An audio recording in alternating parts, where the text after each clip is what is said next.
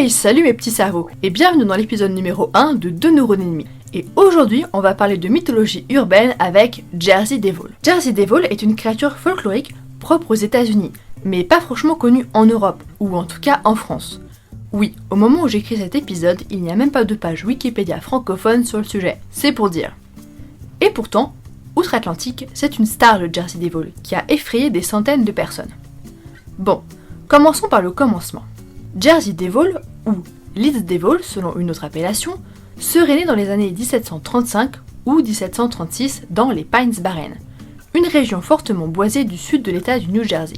Les Lenape, tribu d'indiens originaires de la région, appelaient cette forêt Popusing, qui peut être traduit par lieu du dragon. Il existe plusieurs versions de sa naissance, mais voici la plus connue.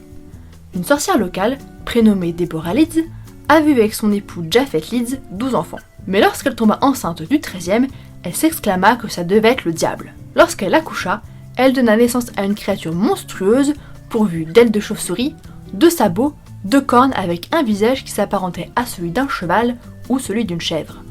Le Jersey Devil s'envola brusquement par la cheminée, tuant au passage la sage-femme qui l'avait mise au monde, et disparut dans la forêt. Par la suite, et jusqu'à nos jours, de très nombreux témoins ont certifié avoir vu ou avoir été attaqués par la créature dans la région des Pines. Il est à noter que le plus illustre de ces témoins n'est autre que Joseph Bonaparte, roi de Naples et d'Espagne et frère aîné de ce cher Napoléon, qui attesta avoir vu la sale bête à Bordentown en 1820.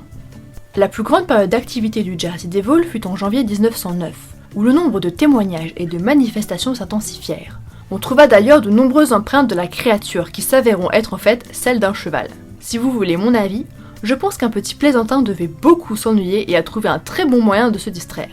Cela a quand même eu pour conséquence une forte panique dans la région. Le zoo de Philadelphie promit même la somme de $10 000 de l'époque à quiconque lui ramènerait le Jersey Devil. Personne hélas ne trouva l'animal, mais pour la petite histoire, un joyeux téméraire vint accompagné d'un kangourou déguisé avec de fausses ailes. Alors la créature existe-t-elle vraiment ? Certains pensent que oui.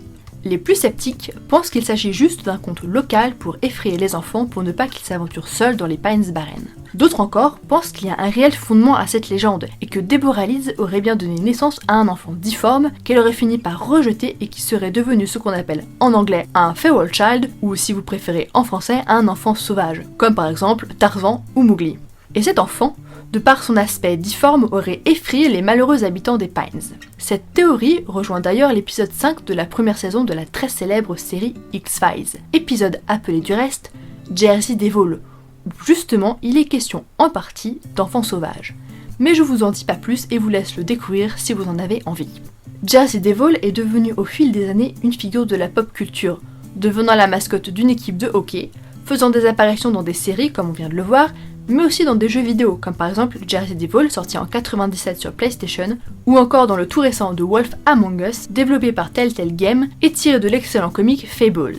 Et c'est dans ce jeu en particulier que je trouve qu'il a le design le plus réussi. Alors souvenez-vous que si un jour vous avez l'occasion de vous promener dans la forêt des Pines Barrens, peut-être croiserez-vous le Jersey Devil, qui sait. Et bien voilà, cet épisode est à présent terminé, j'espère qu'il vous a plu, on se retrouve très vite pour une nouvelle vidéo pleine de bizarreries en tout genre, allez, ciao ciao.